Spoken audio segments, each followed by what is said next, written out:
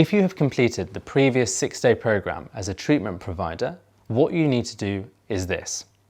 We need a case presentation based on the case that you completed on the course or a case you've completed since in your practice, and this needs to be presented.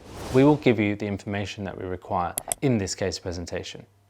You also need to log into BSA Online and complete 2 masterclasses, the Handmade Trial Smile Masterclass and the Facially Driven Treatment Planning Masterclass.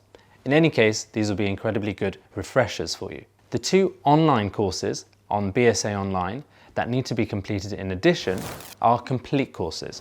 These are complete courses on additive rehabilitations and functional occlusion. Again, a great reminder for you. Once these have been completed, we will send you assessments and you'll complete those assessments online. When those assessments are complete, we will have everything we need in order to mark and prove that you have the understanding that is required to be demonstrated to receive the postgraduate diploma.